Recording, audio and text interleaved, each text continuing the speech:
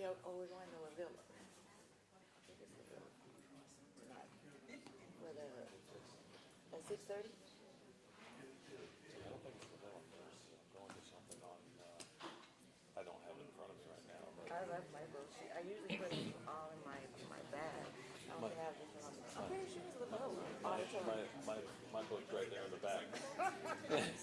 So I just go where she tells me. After this, I got to go to see my dad. Then I got to go to my business, and then I got to finish mine. So. I guess I'll do it. Hello. Hi, how are you? I'm doing great. I'm Steve Kelly. I see you, I'm boy. going to be moderating. Oh. Wanted to. I got water. That's what I did. Do you have time? Because I went to the office. Okay, everyone else can start the meeting. Nothing like having lettuce in your teeth while you're talking. Yeah, that's what that's what Megan and I were saying. I said we should make a deal that if there's something in our teeth, we'll Listen, tell each other. I will tell you, if you're going to get up and get embarrassed, I will tell you. I will tell you. I would do that, no matter what. I'd do it to anybody here. Right.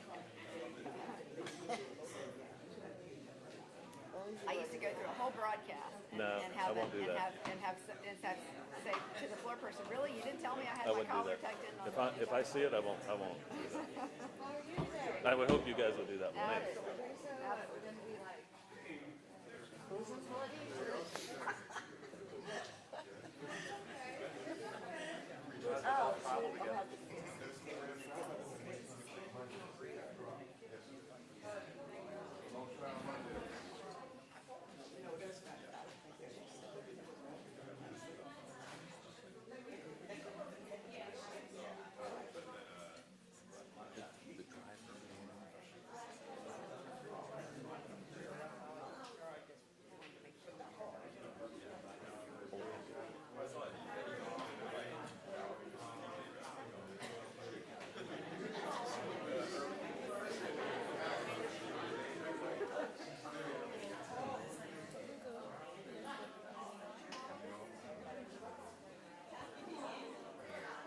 How's the beach rat doing today? Good. Can't believe how much I've gotten out of it. Yeah. But it is, fortuitous. I was just down there at the beach this morning. So. Well, I'm just obviously always cold. I had one little period of time.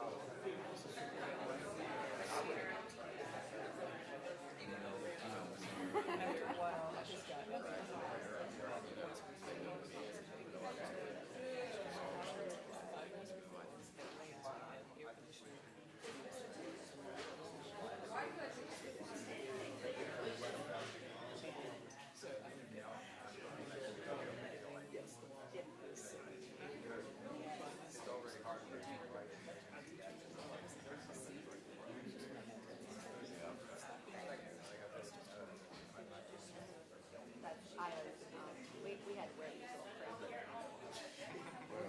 things for PPE. Right where the opportunity to show you that you serve big moon stuff up. No. I didn't live at the beach. I grew up in, when I was little in Springfield, and then we moved over to Santa Fe.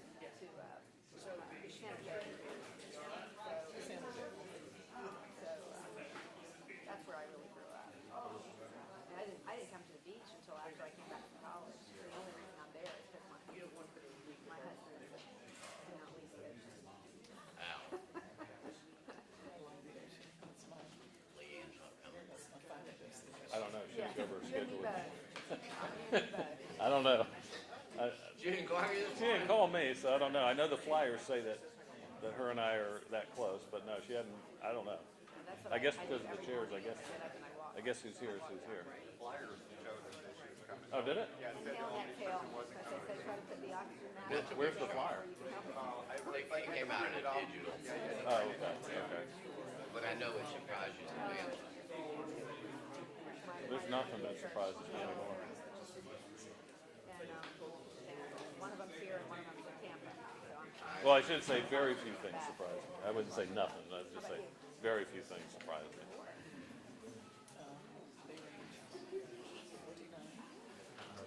No way. No chance.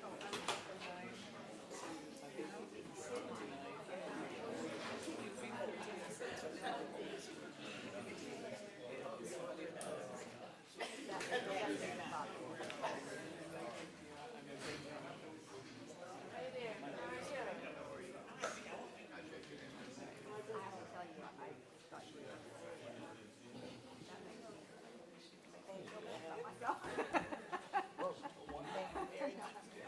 You look absolutely wow. I know. I see those little bottled waters. I didn't see those. I would have grabbed one of those. I'm afraid to spill on me. I feel like the front row is a little close. Yeah. I told Donna that. She said, if I have anything in my teeth, would you tell me? And I said, I would always do that. I hope you would tell me if I have something too. I figured you would. I know. But I was just telling. That was the conversation we were having over here. I feel like we should be back a little bit. We all see our own. Hand sanitizer is the worst ever. It's funny.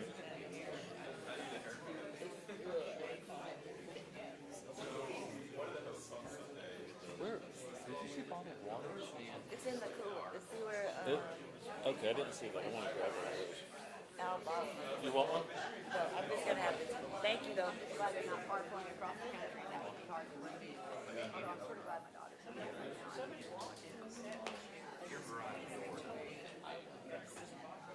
Pulling into it and then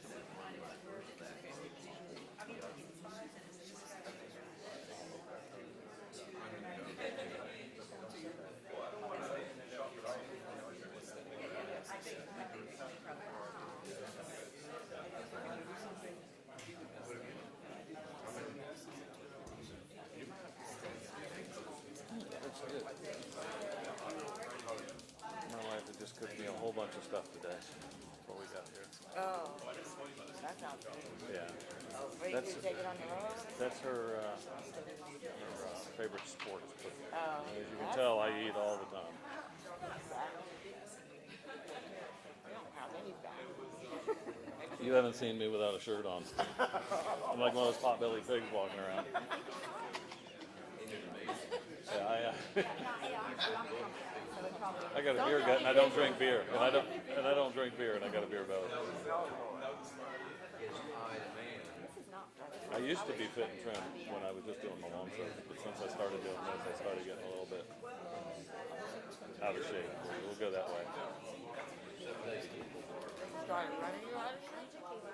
No, the lawn service kept me. Oh, so you lawn. Yeah, I mean, because I'm always lifting up heavy things and trailers and equipment. Hello again. I'm the DW Coaches Bar President. I'm Jaquila. Tequila, nice to meet you, Alfarero.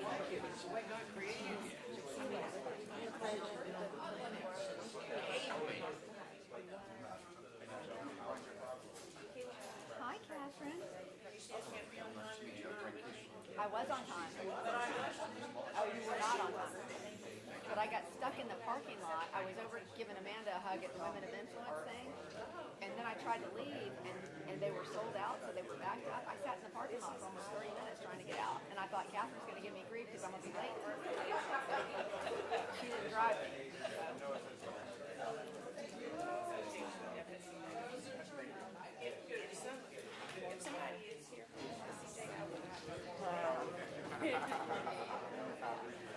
It's a lot of people here that I don't know.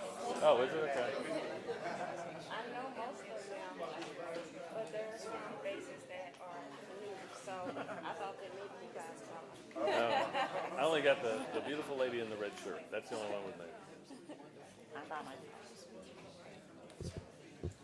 I want to take a nap. A what? Oh, yeah. Yeah. I'm trying to remember if that's what I went to. I went to one that was very small. I don't know that I had gotten it. I wasn't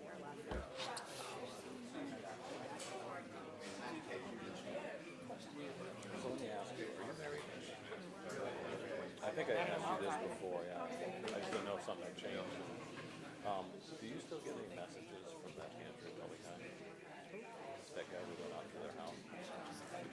Oh, you know why? No. Because my computer, I'm not connected to my legislative computer anymore. Oh, okay. He That didn't have guy my sends me personal the worst email. hate mail you ever seen. Wow. Silly. Well, he does it on my text. He has my cell phone every week. I don't think I've done I that. don't think I gave him my cell phone. Yeah, I didn't give it to him. I don't even think I called him. I have never seen somebody I tried to work so hard for that. Man. Is he still on the same issue? Or? Oh yeah. Same Well, I guess issue. he's going to be on it as long as he lives there.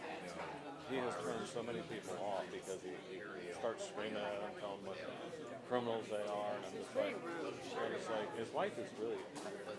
I really felt like his wife is a beautiful woman because anytime you're around her, she's so quiet. She won't say anything, and it's almost like when I talk with her in private, she's so apologetic, and I'm just like, you don't need to apologize. You haven't done anything wrong, you know.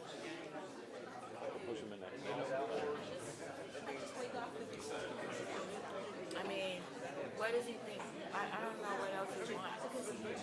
I don't either. It's not a He big wants to enough shut of it an off. issue. Well, Yeah. well, that's, oh, he wants his own private. Right.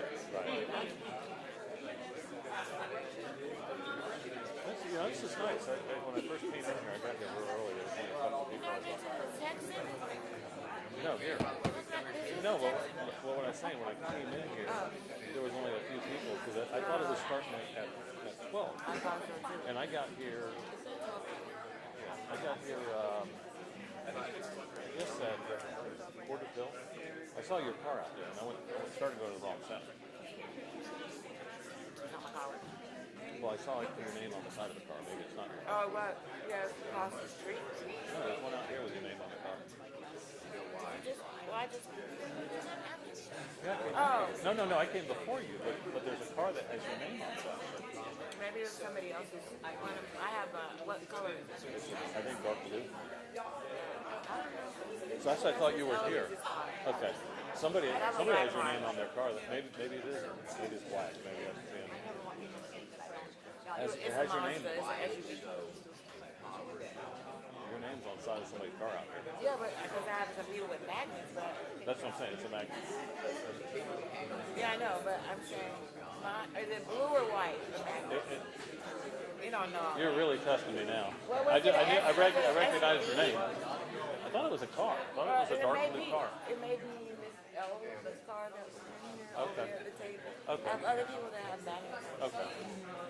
Well, I thought it was you, and I walked over to the other building. I said, "Oh, well, she's already here early. She knows where to go. I'll just follow her." No, that wasn't. And I parked over there yeah. at the campus Okay. lot because I didn't know it was here at the tech. I'm like you though. I can't. That's where I started over on that side. I don't think I can do that even if I wasn't worried about what was going on.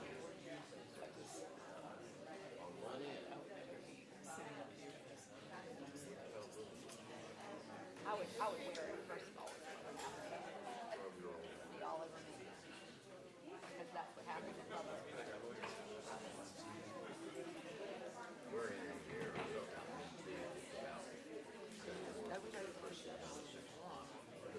I know.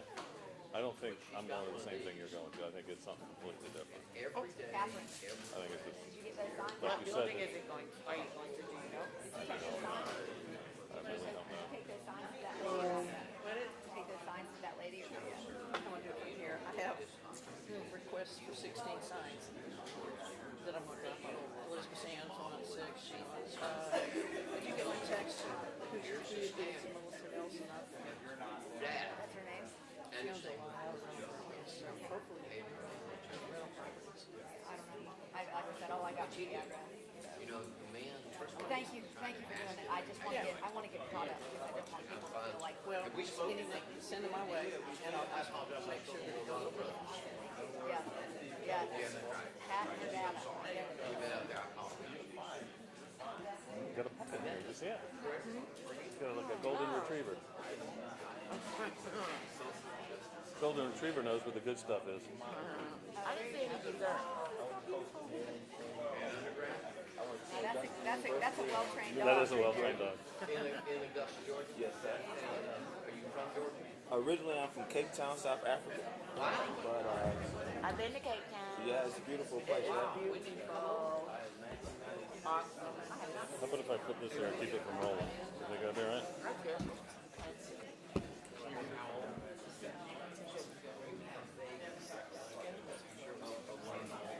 You okay?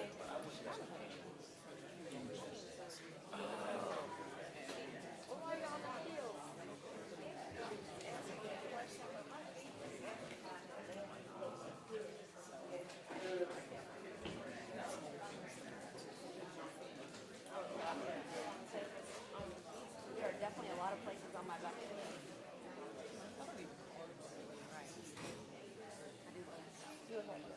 Oh, we got our own. Okay. Are they on? Yeah. It's very weird. Hold on. Yes. Did you push me? Hello? Did you push me?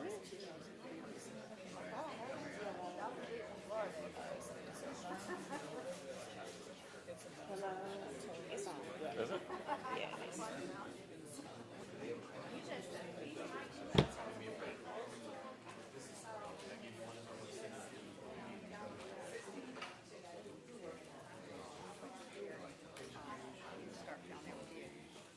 Good afternoon, everybody. My name is Jaquila Rivers, and I'm the president of the Veterans Presence Bar Association.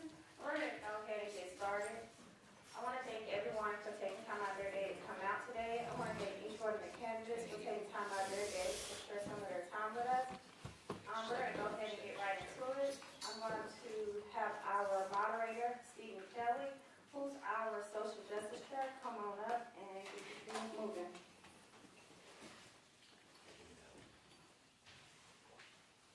Good afternoon, everyone. How's everyone doing today? Good. All right. So I had a number of questions from a lot of you guys, and I just want to answer them to let you know where the lay of the land is going to be. We're going to have an opportunity to hear from these candidates to get their vision for Jacksonville. I'm the Social Justice Committee Chair, and we believe that this conversation is necessary. We find ourselves, our city at a fork in the road where I believe that this election is going to be a determining factor on which way to go. So we're going to jump right into it, and we're going to allow these candidates an opportunity to come up, to introduce themselves, and to lay out their vision for the future of Jacksonville, and tell us why they want to be the next mayor of this great city. We're going to start off from there, and we're going to get into some questions. And if we do have time, we don't have a lot of it, but if we do have time, we're also going to allow you guys to ask some questions from the audience, okay? So first, we're going to call up, and we're going to hear from Dr. Allen.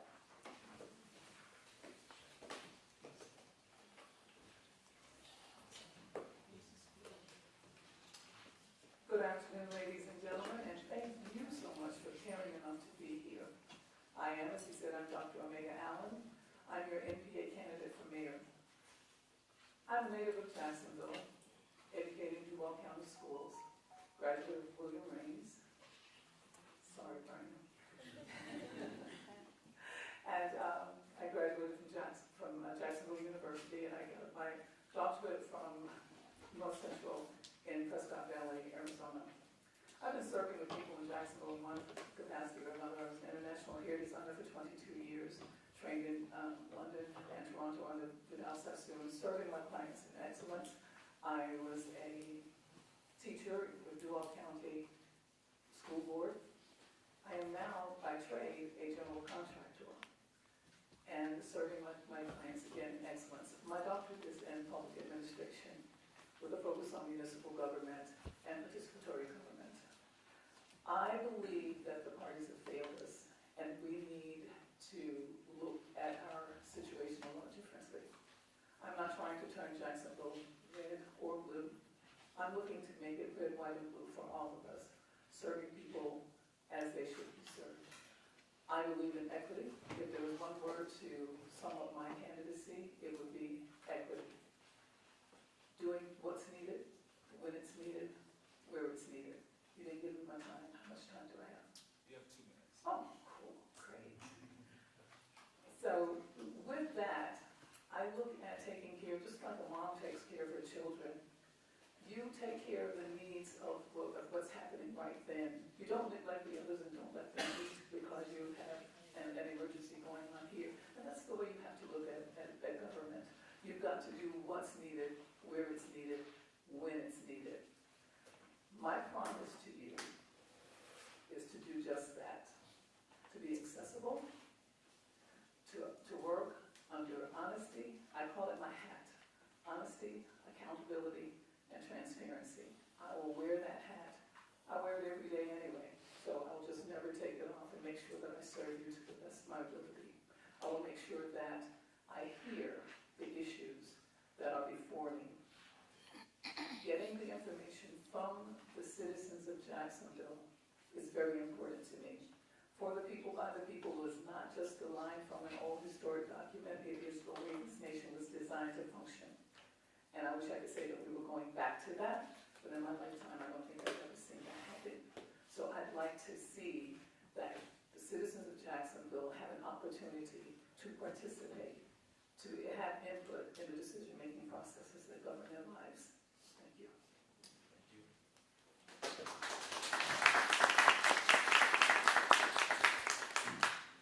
And next we'll hear from candidate Donna Deacon.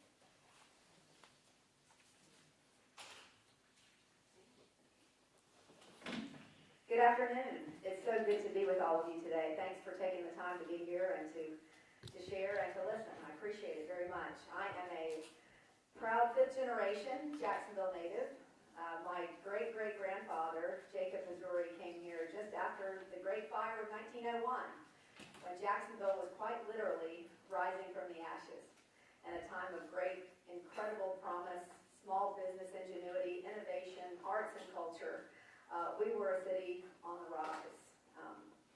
By the time my great-grandfather and my grandfather got started in business, they were, well, big ethnic family is all about the food. They started a restaurant over off of Ashley Street, right where the Lavilla School of the Arts is now, called the Roosevelt Grill, which was, again, at a time when Ashley Street was like Broadway.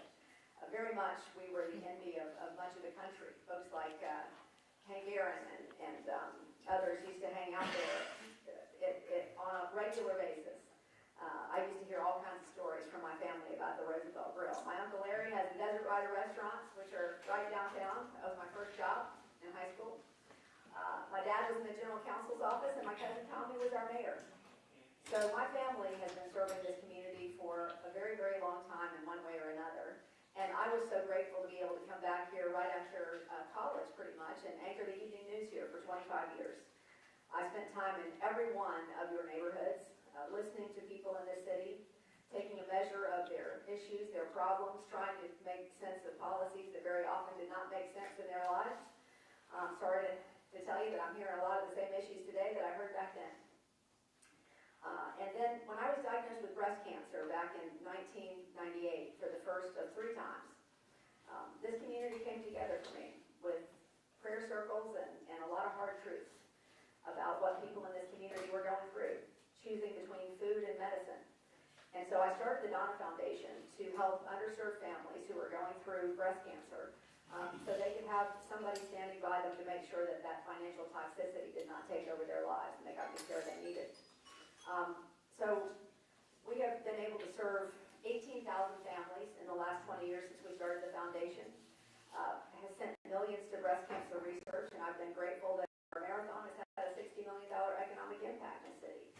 I have been leading, I have not been a politician, but I have been leading in this city for a very, very long time with the people in mind.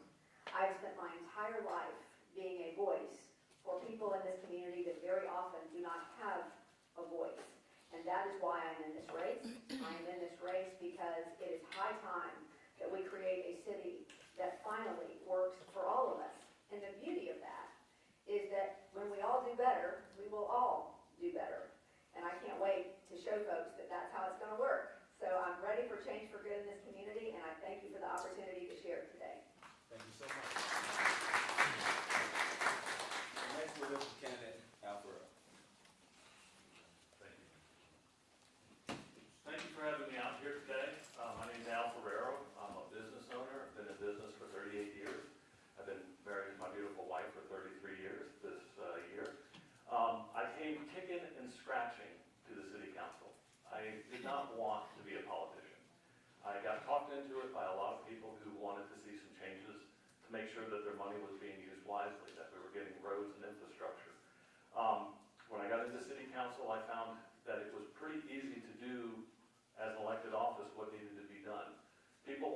see their representative being just that, a representative of the community. They wanted to see that they were having their infrastructure put in.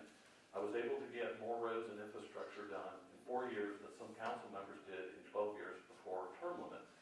And it's very easy because we have a unique opportunity of all these different organizations in our city, from public works on down, to make sure that these things happen. And as a council member, I was making sure those things were going in, and it really was something I enjoyed doing. So as we got things worked out in District 2, and we were challenging some of the safety issues that we had throughout the city to make our district one of the safest in the district, people were asking me to run for mayor. And I said, that's a way bigger jump than it was for city council. So the same people who helped me get in there as a city councilman were working on helping me get in for mayor. It's a grassroots organization that it's all different groups of people, all different walks of life, all different economics, because no matter who you are, whether you're black, white, rich, poor, young or old, you want to make sure that your tax dollars are being used wisely. That's not happening right now. As a city councilman, I've been seeing how money has been used in the wrong ways, and I've been trying to change that. So as a mayor, I would be able to do that.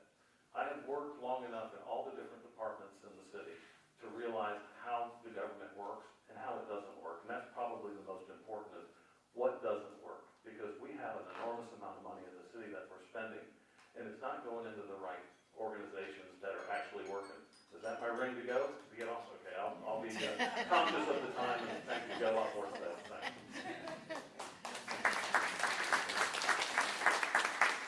Next, we'd like to hear from Candidate Audrey Gibson.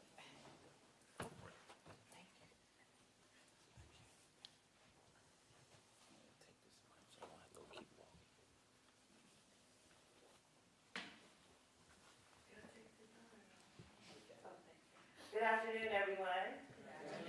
It is my extreme pleasure to be here with you all this afternoon. Although I thought we were in the auditorium, I'm like, dang, the Perkins Bar is doing it big, because we're in the auditorium there. But you're still doing it big here, so and I appreciate being here with you all. So I was born and raised in Jacksonville, Florida, and since I'll start with my history too, and then finish off with how I believe we can move the city forward, or I Mayor can move the city forward for all people. I grew up on the north side at 45th and Minosa Court on the north side, and actually went to George Washington Carver Elementary School, which was not too far from our home. And then I went actually to Catholic school, to St. Patrick's, and then Bishop Kenny. And people say, well, how come you went to Bishop Kenny? I said, because my mommy and baby. I hung out a lot though at William Raines, because my bestie went to school at Raines, and I went to a lot of their, I call them events. And so I got to know more friends other than just at my high school. I graduated from the Florida State University with my degree in criminology, and I'm currently a candidate at the end of this month in the May, for my master's in public administration. And so, in addition to that, I always forget to talk about the memberships that I have with local organizations, because sometimes people think that just because you were, oh yeah, I forgot to say I was a state house member and a state senator as a public servant, and I continue to be a public servant today, and I want to continue to being a public servant to this entire city, building a budget that works for every single community. That is the drive for me. And so, in my legislative career, some folks will say, well, how does it translate to being the mayor? I said, easily. The mayor's primary role is to build a budget for the community. I've been on every single budget committee you can probably think of in my time in the legislature. And so, and transportation and economic development appropriations is one of those. And that's the umbrella for just about everything we do. And I'll talk to you later about how I connect those dots, and how with Audrey Gibson as mayor, the infrastructure gets done, the housing gets done, and people get served. My thing is love thy neighbors, and we need to do that. Thank you.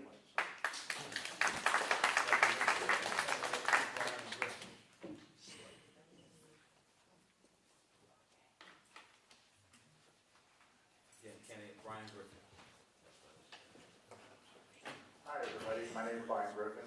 I'm the fiscal conservative, no party affiliated write-in candidate for mayor. I was born in Panama, raised in Honduras. My family's pretty much international. I came to the United States and it was kind of a slap in the face when I got here because where I was brought up, we didn't have all the separation you do in the United States between people and races and religion and all that. And I'm a grassroots, so I'm not in it for any special interest or party politics. I'm in it to fix Jacksonville as well as I can, or fix the problems that need to be fixed without all the rhetoric. Also, if anybody associated with FSCJ, you might know my mother, Lorraine Griffin. She worked here at the administrative office right here to show my character. Anyways, I guess that's it. Thank you. Thanks so much. Last but not least, candidate Frank Keith Jr. I'm sorry. No, Steve, thank you. Tongue tie. No, quite all right. Hey there, what a pleasure to be here today. It's funny, I don't really prepare a speech catered to the audience. Something I had the pleasure of reading about a decade, maybe 20 years ago, was a famous quote by Socrates when he was presented before the Athenian Council, and the guy, I forget his name in history, that was hell-bent to have him, killed or executed for treason. And he looks at Socrates and he says, I assume you spent the night preparing the words you might say that might change the destiny you're facing. And he said, no, I just spent the night preparing my heart with God to face the destiny he had for me. So that's been the message and the motivation for this whole crusade, this movement. I was on Fred Matthews' podcast, and when we got done, he said, you did two things that none of the candidates have ever done. And he said, no, you did something none of the candidates I've had on so far have done. And I said, what's that? And he said, you answered my question. It's time we have an opportunity to elect people that come transparent, absolutely honest, genuinely humbled that they're standing before you with this opportunity, instead of only having to choose from party picks that keep telling us the same thing. And I'd ask you to look at one thing, look at all the websites, and you see the one that has the how to the it. You don't have to hunt for the programs of what we're going to implement to change our city, because they're right there. And for 40 years, I grew up in this town, 50 years. Better schools, better streets, lower taxes. Our schools stink. Our streets are gun zones and war zones and full of potholes, and our parking lot in rush hour traffic. And our taxes are double what they were 8 years ago. I hope you'll look at this and remember, if we keep doing the same thing, we're going to get the same results. It's time to look outside of the basket that we've always been forced to choose from. Thank you all very much. I'm honored to be here. These questions are for each candidate, and we're going to limit your response to a minute. We're going to start off with Dr. Allen, and I will ask you for you to list your 3 top priorities as mayor of Jacksonville. Thank you for the, can you hear me? No. Thank you for the question. My 3 top priorities would be to, as I said earlier, to address the needs of the city based upon needs, starting with the areas that are most neglected. That would be North Jacksonville. At the same time, I believe that talking to the citizens of that area, finding out what their needs are, many times politicians will come into, which I am not one of, politicians will come into your area and say, I'm going to do this, I'm going to do that for you. You haven't a clue as to what I need and what really needs to happen in my area. So my first thing is to find out what the concerns are in your particular area and work toward those. I believe the downtown has to be a viable entity, and it's the heartbeat of every city. Jacksonville needs a heart transplant because our heart is dead. We residential, which is doing very well right now. We need retail, we need entertainment, and we need transportation, reliable transportation. Those are the things that I think are absolutely necessary. We talk about crime, but crime is not a mayoral function, but I will work along with the sheriff to make sure that they have what they need to provide the services that we say we need, and I will be that liaison, the voice to and for the people between the Jacksonville Sheriff's Office. Thank you so much. Kennedy.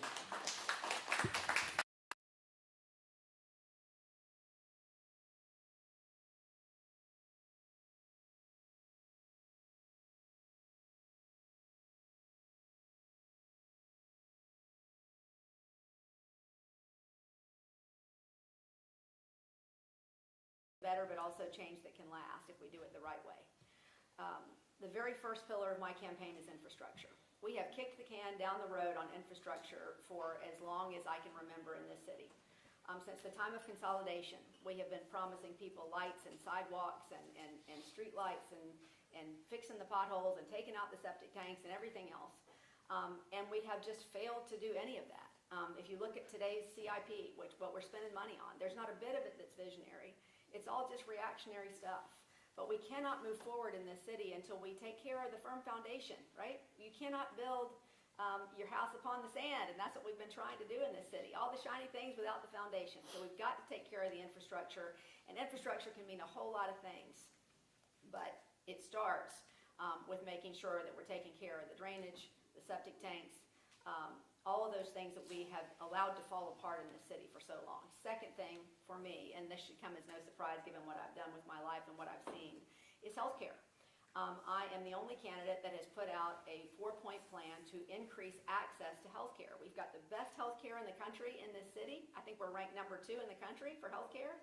We have the worst health outcomes in the state and some of the worst in the country.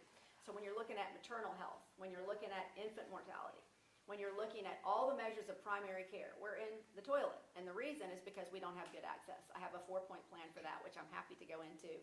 Starts with having a chief health officer that is a public health physician. I worked for a year with folks like Rogers Kane, Sunil Joshi, Jeffrey Goldhagen, and others to come up with this plan, and I'm very excited about it. Number 3 is simply economic. As I said at the very beginning, when we all do better, we all do better. We have a city that has basically had a wall between us and our folks. We don't bring the people inside of City Hall. We don't diversify our boards and give everybody a voice, and we don't bring our small and minority business people into the economy in this city in a way that would move the dial. A lot of people are losing their businesses because they're not connected to what is already available in this city to the well-connected. And when I'm mayor, we're going to make sure that that doesn't happen anymore. It's time to create, as I said, a city that finally works for all of us, and that would be my 3-pillared plan. And just to bring up the crime issue, the reason you don't hear crime in my plan is because you got to take care of those foundational things, and that's how you make an impact on crime. The rest of that is up to the sheriff. I'll be glad to work with the sheriff, but at the end of the day, we need a multi-pronged approach where we're bringing people inside, looking at things like literacy, food deserts, other aspects that affect crime. Thank you. I was waiting for you to tell me. I didn't know. Okay, thank you. I disagree a little bit what's happening. One of the 3 things that I'm supportive of is the crime initiative, core functions, and homelessness that are happening in our city. And let me explain why a mayor should be involved with the crime.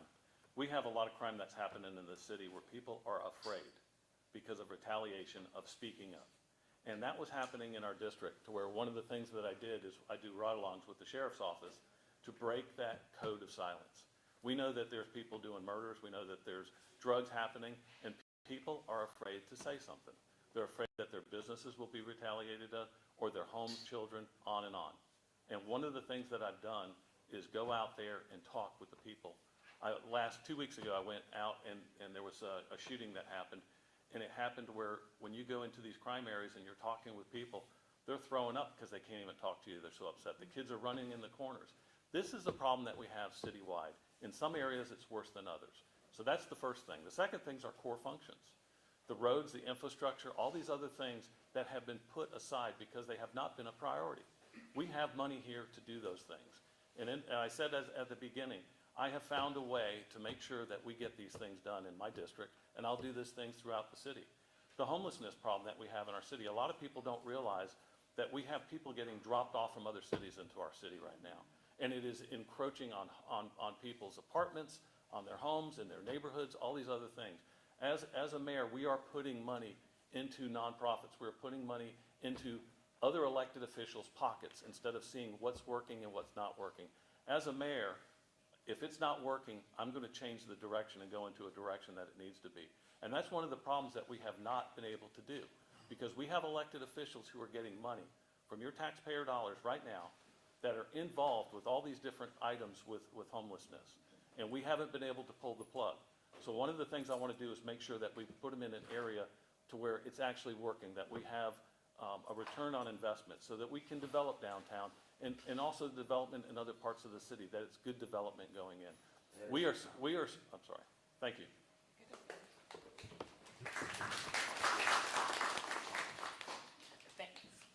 Thank you very much. So I do want to make sure that I talk about public safety, because it's important to the citizens of Jacksonville that they feel safe. And so that has to be certainly one of the areas I would focus on, because I can work with the sheriff, but in a different way. So I believe that, obviously, first of all, the mayor is responsible for the budget, and you have to work with the sheriff because you're the person that, or I would be the person that is putting the budget together and would want to know what the sheriff's budget looks like. That's important, because we have to look at trends and data before we start talking about increasing a budget and whether or not we need additional law enforcement officers. The other area of focus for me is economic development in marginalized communities. So how does that happen? We incentivize a lot of, excuse me, larger corporations, but what we don't do is talk about incentivizing those small businesses in communities that can help turn over what their economy looks like. So I believe that there should be, and my focus in my budget, in addition to making sure there's federal and state dollars coming down for this particular portion of what I want to make sure Jacksonville looks like, is making sure we have small businesses in communities where it's locally owned, and the money starts to turn over more and more in that community instead of being taken across town. The next is infill, and I guess I will talk to you about that now.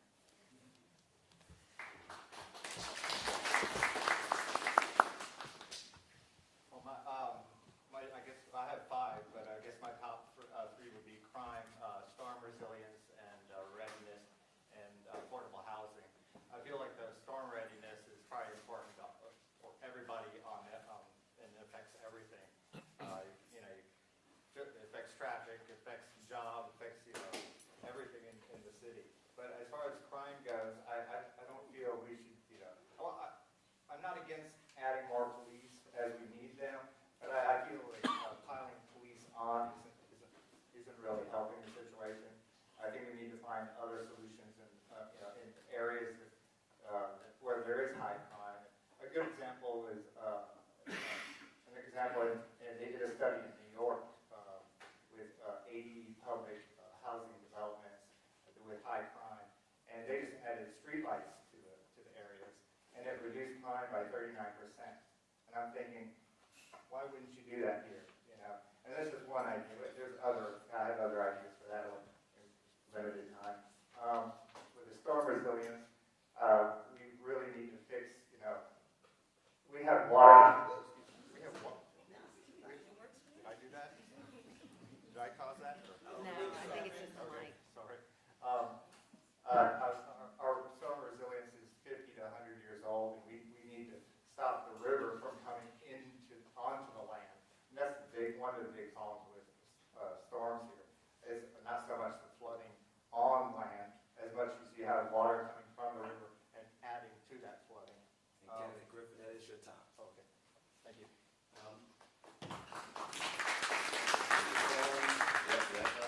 Okay. Yeah, it's kind of rainy. I mean, I could do better like this. Anyway, I didn't mention in the minute I had or two to introduce myself, but I hold a bachelor's in accounting, a bachelor of science, social science and accounting with a minor in economics. I have a law degree with honors from Cumberland School of Law, and I have a master's of laws in taxation, and I'm a few hours short of an MBA. The reason why I say that is because in my career, I spent a lot of time and had a lot of engagements where I was hired by creditors or shareholders or competing interests in an enterprise to be a turnaround expert, to come in and change the course of this entity. And I can tell you that not one company that I came into was there just one problem. In fact, there were always a plethora of problems, and the problems didn't occur last week. Like Franklin said, you know, we don't lose freedom by all of a sudden some sudden usurpation of our liberties. No, it happens slowly over time until the public square has been raped of its liberty. And so I say to you the same way, we got here in 40 years of bad management. If anybody stands up here and tells you they're going to change it paradigmically in a year or two, getting it on the right course in a year or two, yes. But if anybody promise you you're going to see changes in 24 months that change paradigmically our city versus the direction of our city, well, y'all are just used to getting told a pack of lies and buying it one more 4-year term. Because for 40 years, 50 years in American government, we've been promised. They get up here and talk about it. We've been promised sidewalks, promised roads, promised this. So look at the ideas. I have the clear ordinance. The most important thing is we find out where we're spending $7.5 billion, over $1.6 billion discretionarily. And Candidate Keesler, that is your time. We're going to stay down with you. I want to ask you this question. Okay? You're elected mayor. What is your immediate plans, your immediate steps to address the homelessness issue? Well, as I said before, there are 3 types of homeless people in this country. There are people who want to be homeless and choose to be homeless. There are people who do not want to be homeless, but unfortunately they're faced with circumstances that they cannot avoid, and therefore they are homeless. And then there are people who really don't know where they are and wander, and don't really have a mental health issue that keeps them from really appreciating the gravamen of their circumstances. So we've got to do a better issue of getting these people into the mental health arena. I have a program for affordable housing called MARS, Making Affordable Residences. And the reason why it's a joint venture, given my years of real estate development, I crunched the numbers, and it's a plan I run by a major developer. He said, we've been looking for that for the last 30 years in this town. It's a joint venture concept between the city and a developer. At the end of the day, we create these Mars residences, and the reason why we call it Mars is kind of out of this world. We've never done it like this before. But Mars is a place you visit. It's not a place you stay. We need for people to be trained in these facilities, and if you live in one of our affordable housings, you got 5 years of educational, vocational, technical, social training, because we want our people to be able to go out in the marketplace and sustain life independent of government. So I will not build another program that basically guarantees another generational public assistance machine. Okay? Thank you so much. And to be clear, I feel that I absolutely have to say that, considering where the question is stemming from. Homelessness and affordable housing are 2 separate issues. Yeah, I know. And we're going to address, hopefully if time permits, the issue of affordable housing. I'm asking this question specifically regarding homelessness. Again, I believe Mr. Ferrero made the correct point. We've got an influx of people that are not even from here that are being dropped off here, and we're flooding our streets. I think we've got to come up with a compassionate means to get them off the street. I was all in favor. Plus, there were plenty of laws already that told people you can't panhandle in a state road. I mean, there's already laws on the books. You can't be in the middle of a median in a state road panhandling. So the fact that, it's a dangerous situation, it's not an eyesore, it's not an issue of, this looks bad on our community. It's an issue of, you got a person standing on a 30-inch wide median with cars going past him at 50 miles an hour. And candidate, that is your time. Thank you. I'm sorry. We'll ask you to address both issues, and you have 2 minutes. Address both? Yes, sir. Affordable and? Please. Okay. As far as the homelessness, I mean, it's going to be hard because we already have a shortage of homes and housing in this city. But I feel as far as people that are just on hard times, we need to find some kind of place for them to live, not in a shelter. I'm talking about a real home where they can feel safe, wake up, take a shower, go to work, and get themselves back on their feet. But it's like I said, it's going to be a hard one. You know, if I become mayor, I would be able to see better what we have to work with and go from there. As far as affordable housing, I think we need to create and offer more incentive to developers and housing developments. I also think that a good idea would be if we could add to the law here in Jacksonville that any new construction from like here on includes a percentage across the board of affordable housing in every new building or in every new housing development. And I guess that's it. Thank you. There you go.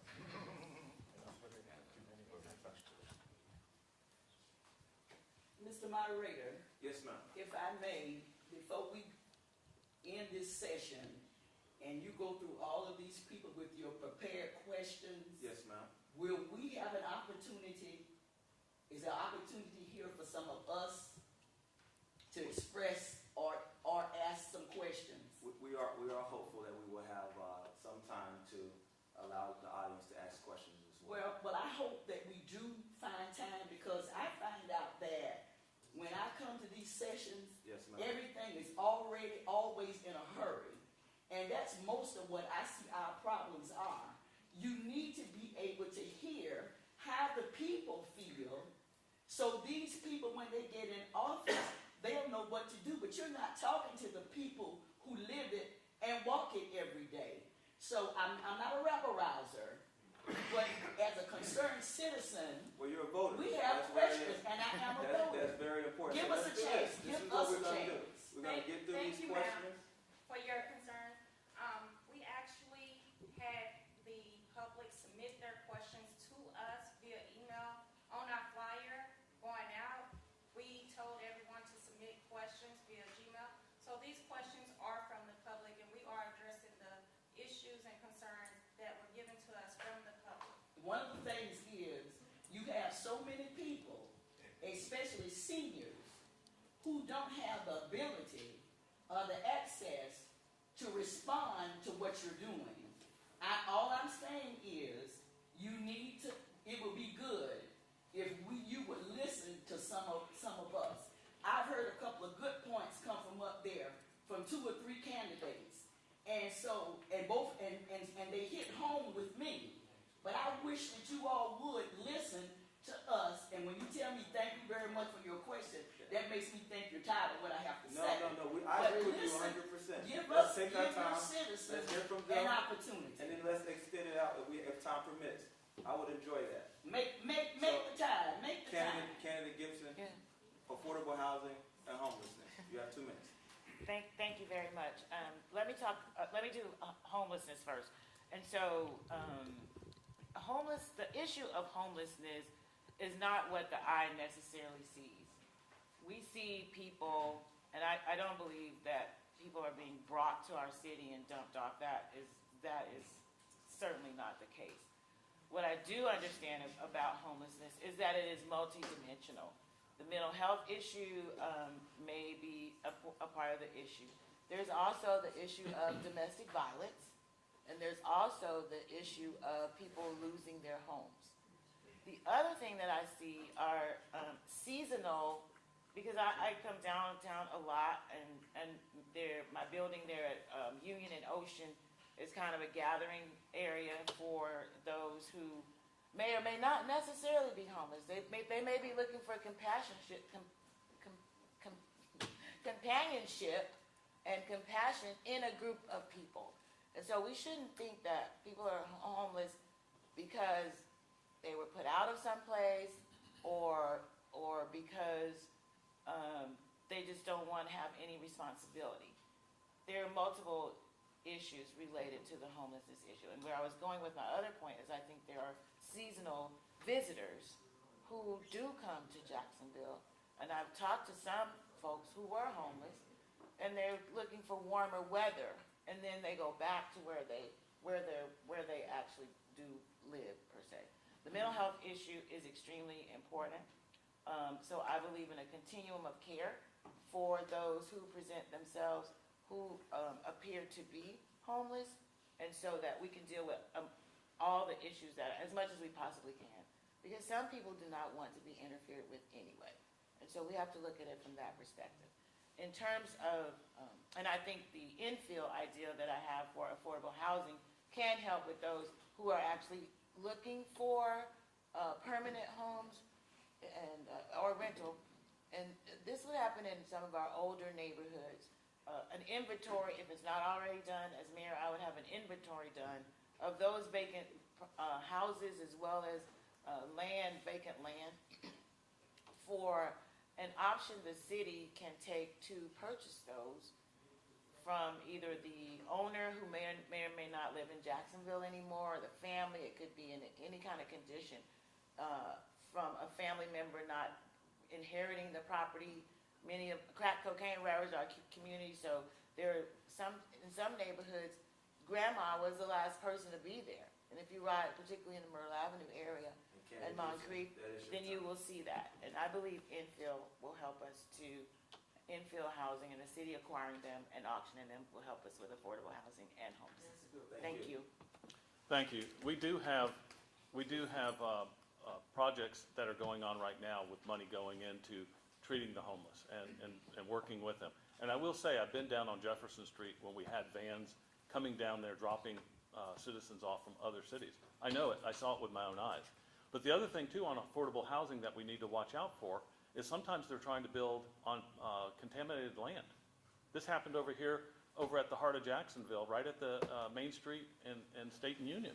And I did not support that, because we've got contaminated land that they're trying to put people who already have problems, and we're going to put them on lands that are contaminated. So these are the things that we have to look at. We have a lot of things in place right now, but we have to look at what's working and what's not working. We got to be able to say, if this plan of working with homeless and dollars that are going out, if they're not being used wisely and getting as many people treated as possible, we have to be able to say we have to change and go into a different direction. We got to look at things that are working and not working. And there's people in our community who have tried to reach out to the city to be able to get on these lists, and they haven't been able to because they're not big or powerful enough to get on these lists. And we have representatives on city council who support some of these initiatives. As a mayor, I want to see what's working. There are people, there are groups and churches that are willing to work within their own communities and help people in their own communities to keep the communities together and families together. Those are the things that I want to represent and help with. On the affordable housing, we have projects that are going on. We have buildings, we have city lands that need to be used in those ways and work with developers to do this. But I am not supportive of doing some of the issues that they've done on contaminated land. I wouldn't, and I've got up several times and said, I wouldn't put my family in there. I wouldn't expect somebody else to put theirs. Look, we've got a lot of things that we need to look at. We have a lot of money that's in this city, and we've got to use and see what's working. And we've got to be able to reach out to the community that has other ideas instead of just a few people that qualify to be able to get these taxpayer dollars. Thank you. That's your time. Thank you. I'll pass that Oh, down. I'm so sorry. That's okay. There's a lot that's been said, I think, about already that the solutions that are out there. I want to take a moment just to address the woman who was talking about listening to the community, because I do think that's critically important.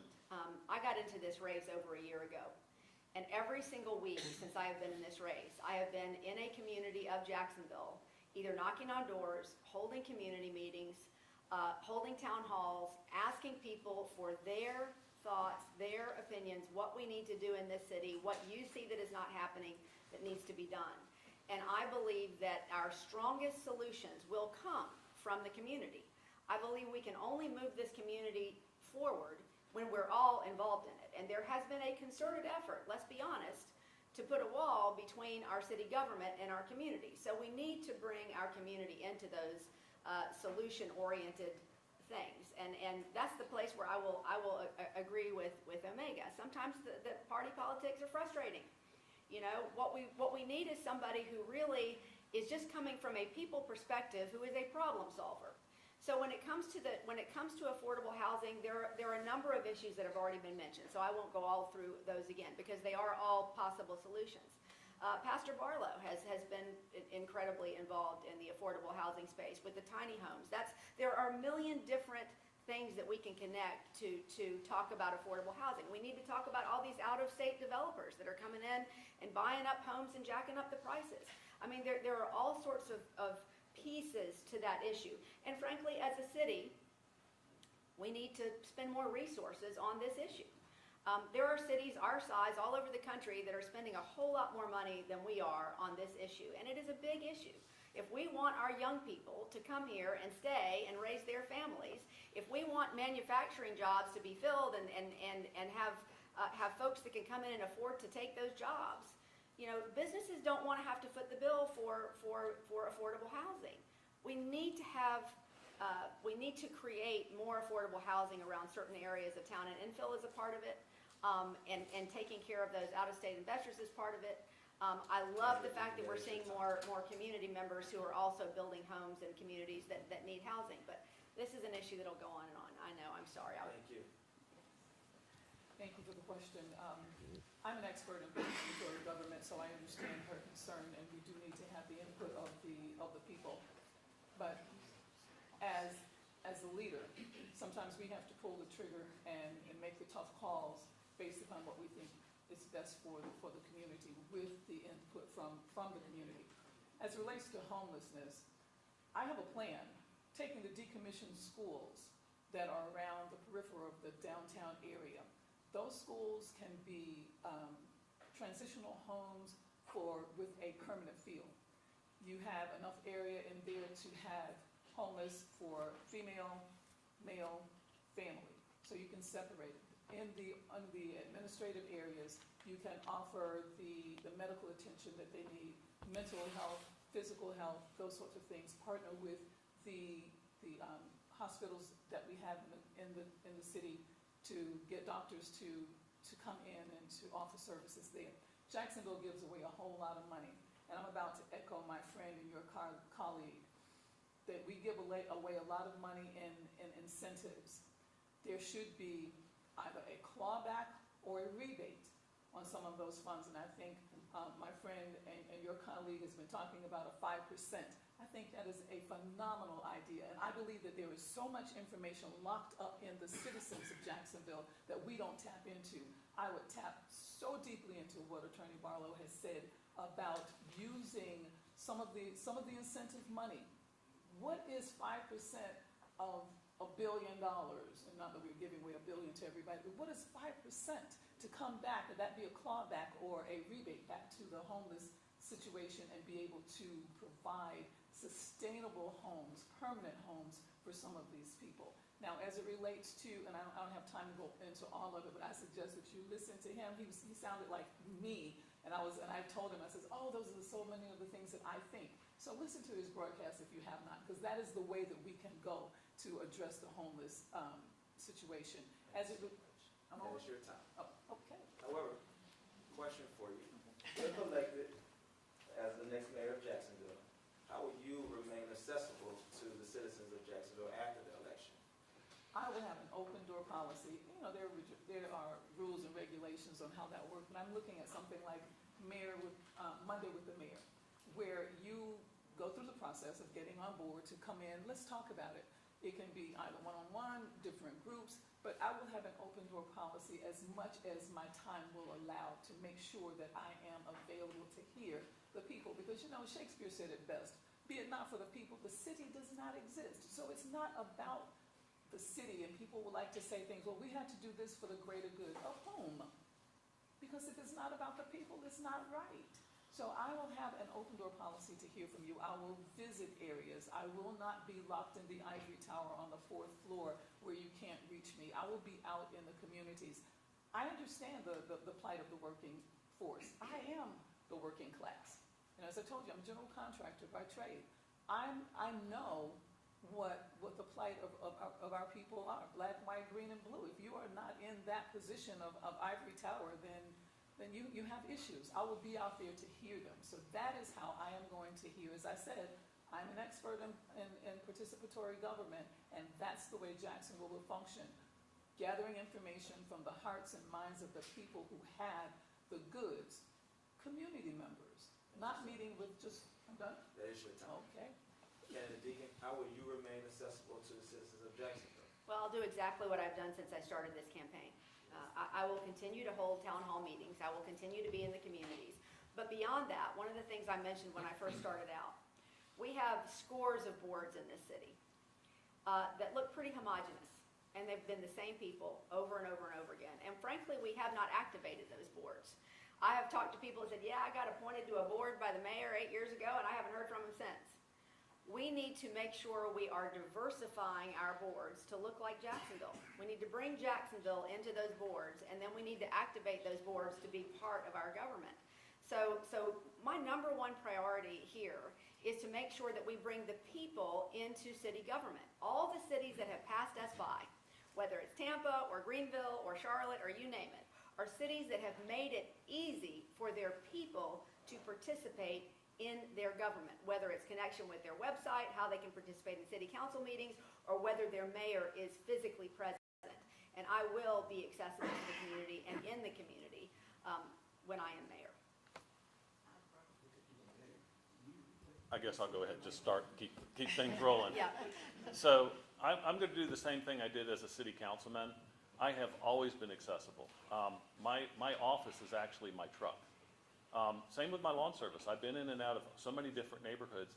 And look, the same things that you hear somebody talking about is not always the same problem in another neighborhood. You may have resiliency in one area, you may have crime in another. It's just different in different areas, and people need different things, and they need to be able to talk. This lady who brought up this moment of talking with elected officials, it has to be that way. If we're not hearing the problems that you're having in your area of town, then we're not able to solve it. And part of the problem is it's been falling on deaf ears. As a city council member, I have always been active in the community, and I've been trying to do that throughout the city. So being accessible is absolutely imperative. I've done that, I'll continue to do that, and as a mayor, I'll do that. So it's kind of simple, listening to your public and doing what they're asking you to do. Thank you. Sir, with all due respect, you're the only city councilman I tried to have a meeting with that didn't meet with me. About You and the mayor. about the panhandling? Yes, sir. Right. Yes, sir. So you were not accessible with respect to panhandling when I contacted you. I disagreed with what you were saying. Yeah, but I wanted to sit down and talk to you face to face so we could disagree in person. But you never even dignified my email with a response, nor did we sit down and talk. I've seen you in city council. You said you're accessible, you're not. And that's before our time. Candidate, you have an opportunity to finish your answer, your response. I'm done. We'll let you finish. I'm done. Candidate Gibson?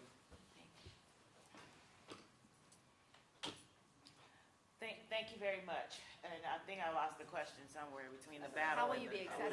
And the battle and the, I'm sorry? How will you remain accessible? Thank to you the very citizens? much. And so I've been accessible my entire career, and so being accessible will not be, all of a sudden be a difficult issue for me. I believe that the office of mayor should be open to the public. Obviously, there are administrative responsibilities, so working out the times, and because I believe multiple quarterly meetings are essential. Of course, those that are more necessary in the community can happen as well. I will first of all leave out of City Hall because I'm very much engaged in the community, as I always have been, in having town hall meetings that dealt with law enforcement issues, town hall meetings that dealt with health issues, town hall meetings that have dealt with insurance issues. You name it, I've talked about it and gathered people together on it to make a difference in their lives. And so one of the things that I know that in the mayor's office, speaking of boards and commissions, there is an individual who is responsible for that realm. And so that person would be absolutely a key appointment in making sure that that person went to those neighborhood associations and community meetings to make sure people know when terms are up. I talk about this all the time. Thank you, Ms. Gibson. Thank you. When those terms are up, so people know when to apply. Thank you. Well, I say it's not too hard to be more accessible than the mayor we have now. I'm on the internet and everywhere. If you want to contact me, you can contact me. And if became mayor, you can definitely contact me. If our present mayor, if you go online and try to comment about anything he has to say,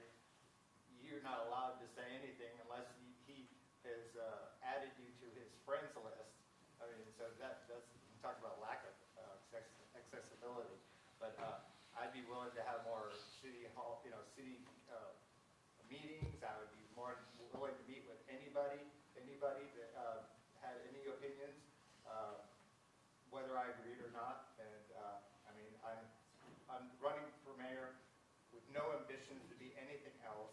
I'm running to help fix Jacksonville, and I'm working for you, not for me.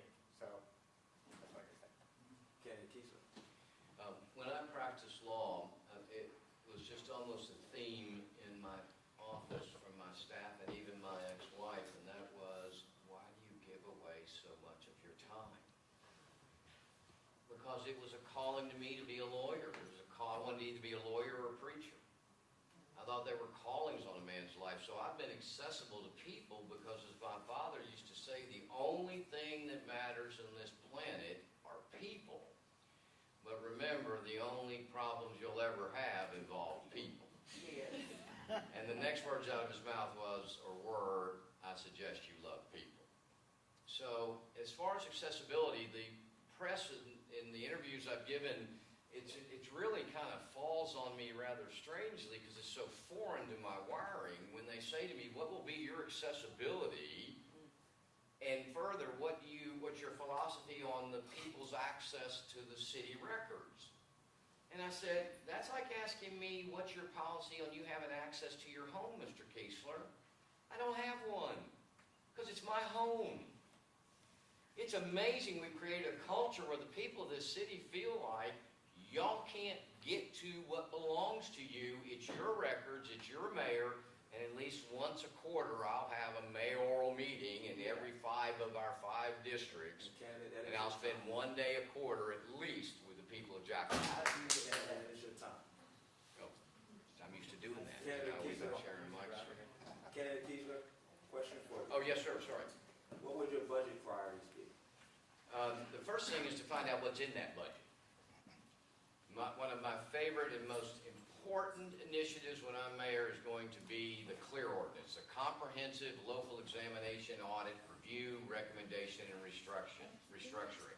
We have to find out where we're spending $7.5 billion. Do you know just 2 years ago, less than 2 years ago, we were 6 months away from having our state funding cut off? Bet y'all didn't know that, did you? Because our current mayor was almost 2 years behind in getting audited financials to the state of Florida. And under our, sharing constitutional statutory construct, we get money from the state based on conditions and programs. And you have to turn in financials every 2 years. In fact, you're supposed to turn them in every year, and they give you a grace period. We were 6 months, maybe 4 months away from having our money from the state shut off. So my most important initiative is going to be finding out where the money is, because on a $1.75 billion discretionary budget, if I just find 5% waste, that's $85 million. That is your time. Kennedy Griffin, your budget priorities. Well, I completely agree with Mr. Keesler. We need to audit everything here. I mean, there's some spending that's just really ridiculous. I recently read that part of our budget this time around was $300,000 to pay somebody else to run the chamber so that Daniel Davis can run for mayor. I'm thinking, why are the taxpayers paying $300,000 extra for something like that? I mean, we really need to check out what we're spending stuff on, audit everything, find where the waste is, get rid of it, and we can put that money towards other things. We don't need to add more taxes or add, if we're going to spend more, we can find money in our budget already. Thank you. Kennedy Gibson. Thank you. And my budget priorities go with those priorities I mentioned earlier in terms of public safety and affordable housing and community small business development. And so the first thing as mayor is, when you get elected mayor, is to develop the next budget. So I first of all would look at what's called a comprehensive annual financial report, the CAFR, to see where we were and what the current condition is of our budget. Because we can talk about funding this, that, and the other thing, but if you don't have a grasp on where the money is, where the money comes from, and how to put together a budget, and what the priorities are, then you're nowhere. And so you first know where you came from. So I talk about the budget as those things we have to do, as public safety and debt service. Those things we want to do. That's where the discretionary funding part comes in, and then funding sources to do all of that. Thank you very much. Thank you. Thank you. The three priorities I mentioned, I'm not going to spend any more time on that. One of the things that I do want to spend time on is talking about a division that I would start up through either the JEA or the Public Works Division on septic tank rephase out. That is something that's going to happen over a period of decades. It's not going to happen over the next couple of years. We've talked about doing the 6-cent gas tax so that we would have the money available to do that throughout the city. So what I would do is I would make sure that we started off a division that is going to employ our own kids and that's going to have septic tank rephase out. That is going to be part of the city, either in the Public Works Department or in the JEA. This is something that would employ our kids. It would actually show them a trait, and it would be part of something that would go on for a couple decades. The way we're doing it right now is ineffective and it's costly. We need to have something like the JEA that would take this over to where we're not piecemealing it out, because like I said, this is something that's going to be going on for decades, and this is going to be a very expensive bill on the city, along with all the other things I was talking about with crime, core functions. Thank you. Thanks so much. Candace, if you can. Thank you. Well, budget priority for me is I'm going to go back to my top pillar, is infrastructure. We have a city that is literally crumbling. We're a city that's basically built on a swamp, and we have hundreds of waterways here that other people would call rivers, that we call creeks. We have bridges that are falling apart. We have roads that are falling apart. Our drainage, it doesn't work. We have septic tank issues. And we have literally just kicked the can down the road on those year after year after year, and then act like we're going to throw in a 6-cent sales tax and that's going to take care of it. It's not. I mean, that is absolutely true. We've got to be very, very intentional about our foundation, and I'll tell you, resiliency is going to be a big part of that. We're all excited about the downtown. We're excited about investing in our underserved communities. At the end of the day, we don't take care of that resiliency piece, which has a lot to do with infrastructure. And the rest of it's not going to matter a whole lot. Because if you've got a small business and you're sitting in the dark underwater on a street that nobody can get to, it's not very helpful. So we've got to take care of that piece. I put together some of the best minds in the financial field to make sure that the first thing you do with the budget is rebudget. Rebudgeting is when you look at what is and determine whether or not the funds that are allocated are functioning as designed. If they are not, then reallocate those to areas that are needed. We know all of the needs that have been enumerated by all of my opponents. Looking at those needs, we have to look at where the dollars are. Once we reallocate, then we can determine where the money is needed most. As it relates to tax monies, the funds that are generated in different areas. You talk about the gas tax.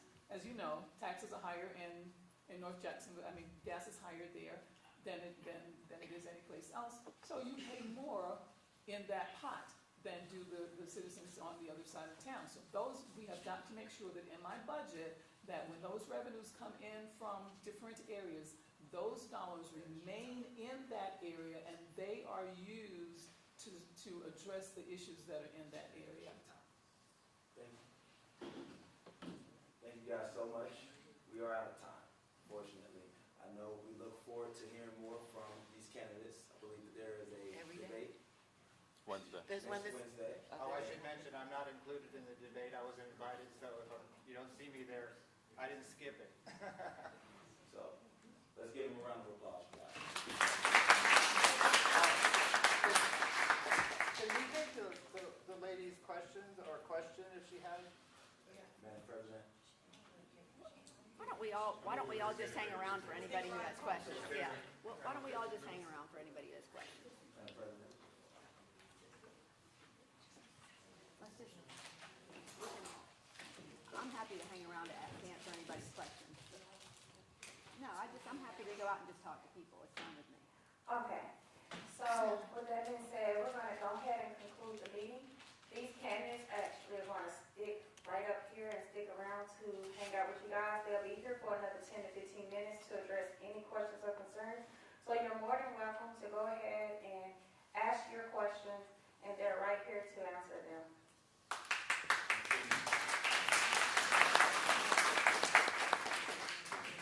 I'm just gonna go walk around.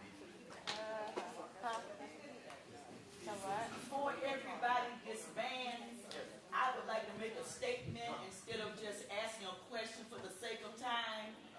First of all, Jacksonville is a strong city that needs strong leadership. And I admire everybody who's running for office because I was taught that the greatest of distinctions is service to others. I want to know, will you consider a way to restore hope and optimism to the citizens of Jacksonville, and it will help do a lot of things. The other thing is, don't ignore your senior citizens. Your senior citizens are great influencers. As a matter of fact, we have more influence than most of the clergy. Organize and listen to what we have to say.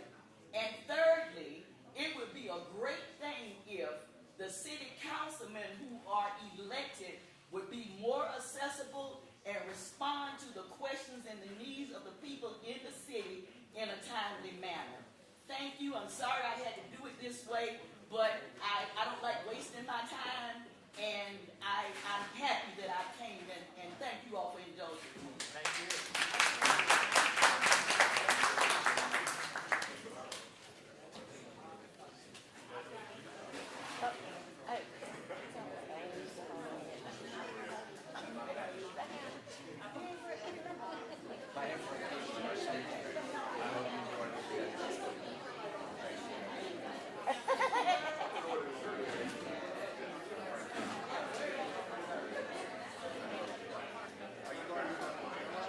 Yes, I'm like, oh my God, I see that too.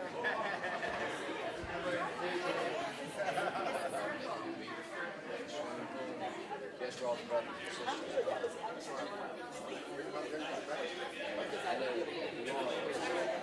I just wanted to make a statement.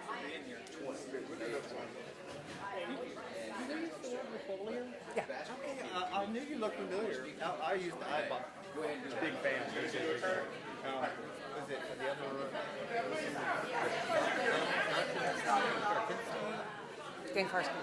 Yes, he moved out of the Florida appeal, I heard. They were like, He's a everybody Florida did. politician. Oh, really? Oh, okay.